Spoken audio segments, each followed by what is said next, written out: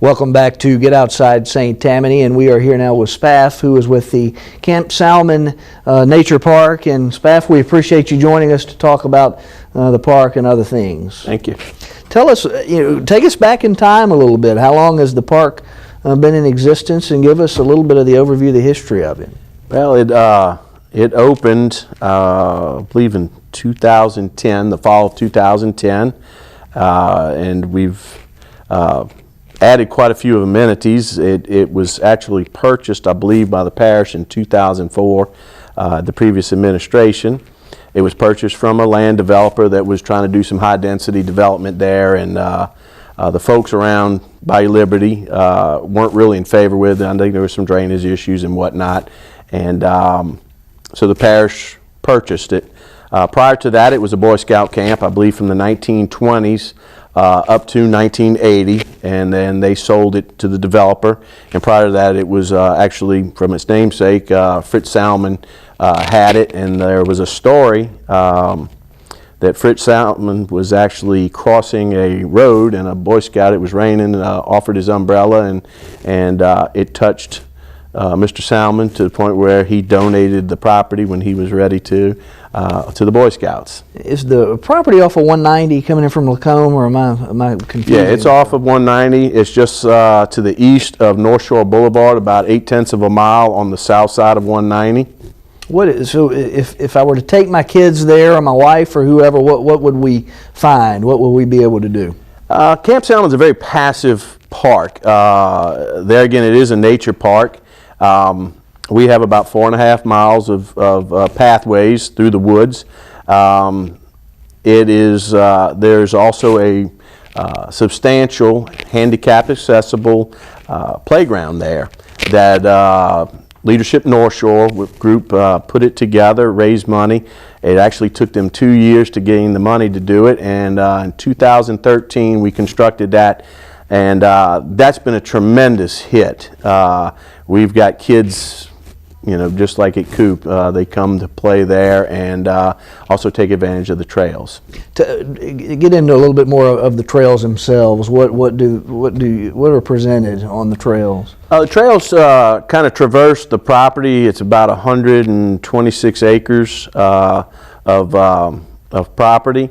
It traverses bottomland hardwoods, so there's cypress and palmetto areas. There are areas of like a bagel, which is sweet bay, magnolia. It's very, some wet draws and sloughs through there. There's a gum swamp boardwalk, which has a lot of black gum in it, pine mixed in it, some mayhaw and things like that. And then there's more of your more upland region, which is a pine flat, which probably originally was longleaf pine at one time. There's probably some longleaf still there, but most of it's loblolly and slash. So it traverses 3 major habitats in our area that would be native to this area. And I would assume, especially a park of that size, you're going to have some wildlife out there. We do. We have deer. We've had coyotes. Of course, your squirrels, rabbits, raccoons, otters. Wood ducks, mallards.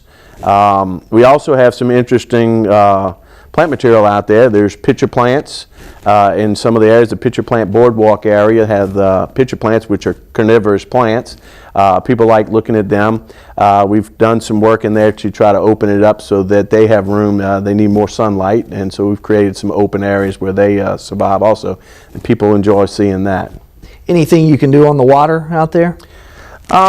We just created a canoe and kayak launch. It's somewhat crude, but you have a nice graded area that's sandy, and there's a gravel base to it where you can launch canoes and kayaks, and we don't actually have an area for motorboats presently.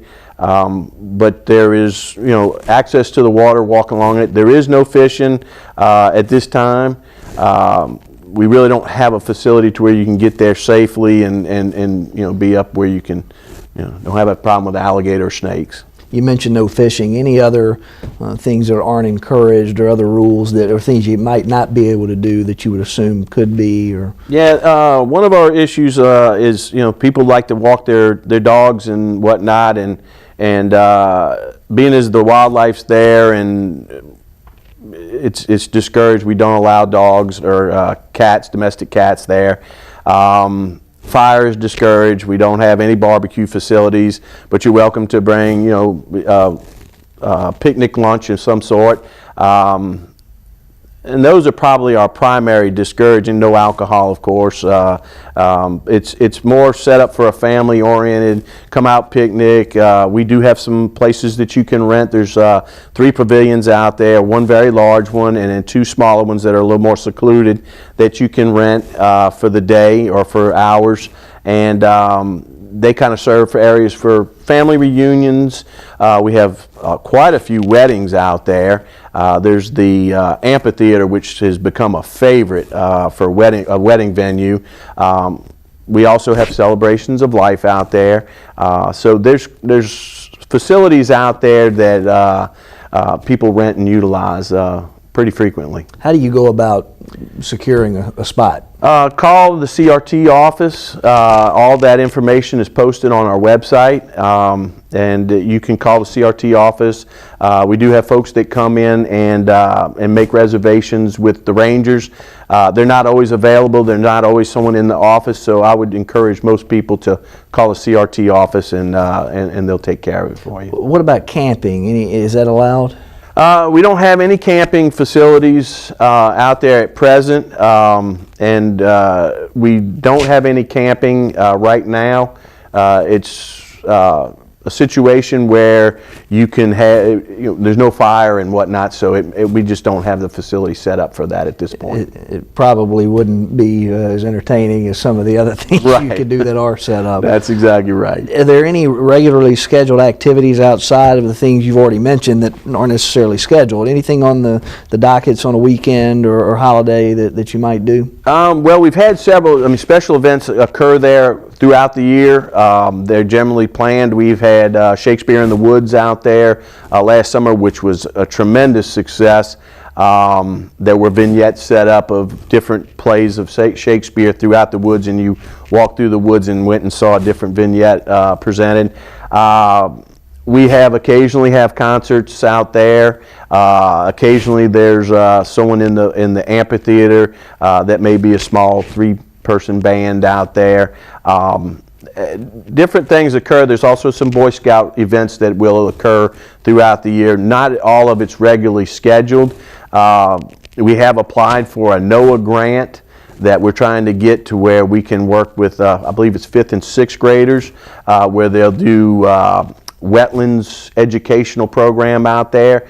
We haven't yet succeeded in securing that, but that would be something that we would eventually have some educational programs done out there if we do secure that. And I would assume as you get older and grow, you're going to have more and more to offer the public. How would I find out about the activities? A lot of that's usually posted on our website.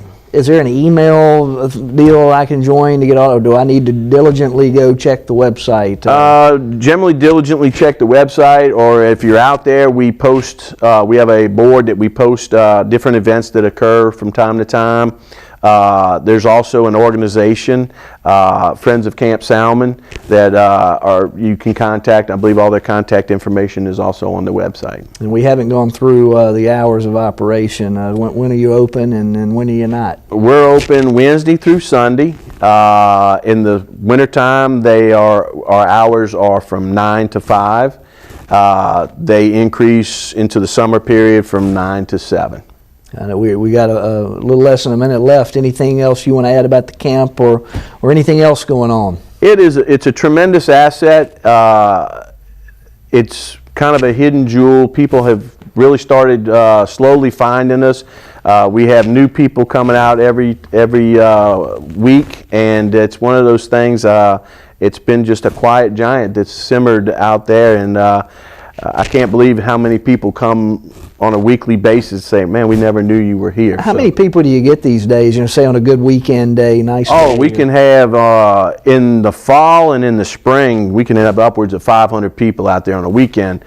and we're averaging about 40,000 folks a year out there for the last 2 years. So the early days, I think we had 10,000 folks the first year. It creeped up to about 13,000, and then I think 2013 when we had the playground, it exploded. It's outstanding. Well, hopefully this will double your attendance, and you'll have more people that you can handle. I don't know if that's good or bad, but really appreciate your time. My pleasure.